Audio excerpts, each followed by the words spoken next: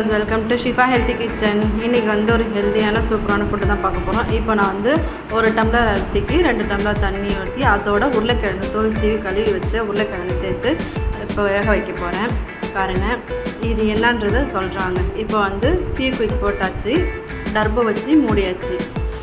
இப்போ வந்து நம்ம டர்போ வந்ததுமே அங்கே ரெட் கலரில் தெரியுது பார்த்திங்களா, அது வந்துச்சுனாக்கா நம்ம வந்து ஆஃப் பண்ணிடணும். நான் ஆஃப் பண்ணிவிட்டேன்.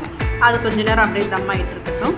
இப்போ வந்து நம்ம என்ன பண்ணோம்னாக்கா, பாருங்கள், சாப்பாடு உதிரியாக அவ்வளோ அழகாக இருக்குன்ட்டு. ஸோ இதை கூட அந்த உருளைக்கிழங்குமே நல்லா வெந்துருச்சு.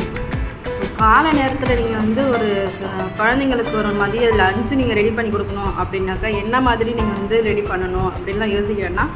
உருளைக்கிழங்கை வச்சு ஒரு சூப்பரான டிஷ்ஷை நீங்கள் ரெடி பண்ணலாம்.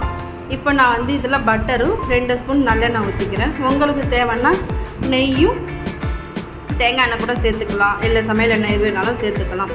இப்போதைக்கு நான் இது பண்ணுறேன். இது கூட வந்து நான் வந்து ஒரு 5 பொருளை சேர்க்க போகிறேன். அந்த 5 பொருள் என்னன்னாக்கா, நிலக்கடலை, கடலைப்பருப்பு, அப்புறம் காஞ்ச மிளகாய், கடுகு, கருவேப்பிலை. இந்த 5 பொருளை நான் சேர்த்து நல்லா வதக்க போகிறேன். அது கொஞ்சம் பொன்னிறமாக மாறணும். ஸோ இப்போ வந்து இது கூட நீங்கள் ஒரு எலுமிச்சை பழம் சேர்த்துக்கணும். எலுமிச்சை பழத்தை சேர்த்தா தான் நல்லாயிருக்கும், டேஸ்ட் கிடைக்கும். இதில் வந்து நீங்கள் வந்து நான் இன்றைக்கி இதில் வந்து கரம் மசாலா மட்டும்தான் சேர்க்க போகிறேன். உங்களுக்கு வேணும்னா மஞ்சள் பொடி, மிளகாத்தூள் இது எது வேணாலும் சேர்த்துக்கலாம். பட் எனக்கு கரம் மசாலா போதுமானது அப்படின்றதுனால நான் கரம் மசாலா வச்சுருக்கேன். இது கூட உங்களுக்கு சாப்பிட்றதுக்கு ஏதாவது தொட்டுக்க மாதிரி வேணும்னா ஒரு ஆம்லேட்டை போட்டுக்கிட்டு வத்தல் வறுத்து வச்சுக்கலாம். ஸோ இதை வறுத்து வச்சுக்கிட்டிங்கனாலே நல்லா சூப்பராக இருக்கும் சாப்பிட்றதுக்கு. நான் ஒரு ஆளுன்றதுனால நான் கொஞ்சமாக தான் இன்றைக்கி எடுத்திருக்கேன். இப்போ பொன்னிறமாக இதை நான் வறுக்கிறேன் பாருங்கள். இது நல்லா வறுபட்டதும் இது கூட நான் வந்து 1 ஸ்பூன் கரம் மசாலா போட போகிறேன். மோஸ்ட்லி வந்து இதில் நீங்கள் வந்து மிளகுத்தூளை சேர்த்துக்குங்க, சளிக்கு நல்லது. அதே மாதிரி உங்களுக்கு மிளகாய்த்தூள் வேணும்னா மிளகாய்த்தூள் போடுங்க. நான் வந்து இதில் பட்டை மிளகா போட்டுருக்கிறதுனால மிளகாய்த்தூள் போடலை. எனக்கு வெறும் கரம் மசாலா ஆப்ஷன் தான். இது உங்களுக்கு எது வேணாலும் நீங்கள் சேர்த்துக்கலாம் அப்படின்னு சொல்கிறேன். இது கூட வந்து நல்லா வறுபடட்டும். இந்த சாதத்தை பாருங்கள், நல்லா உதிரியாக இருக்குது. நான் 1 டம்ளருக்கு 2 மடங்கு தண்ணி வச்சேன். அது கூட உருளைக்கிழங்கு சேர்த்து வேக வச்சதுனால எனக்கு அடியும் பிடிக்கல, ஒன்றும் ஆகலை. பொன்னிறமாகிடுச்சு. இது கூட நான் மசாலா சேர்க்குறேன். 1 கரண்டி தான் நான் போட போகிறேன்.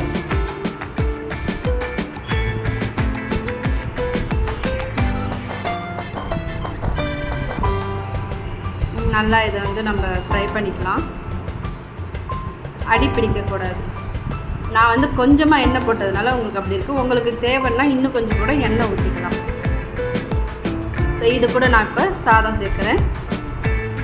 இப்போ நல்லா ஒரு கலர் மாறுற அளவுக்கு நான் வந்து இதை ஃப்ரை பண்ணி எடுத்துக்கிறேன்.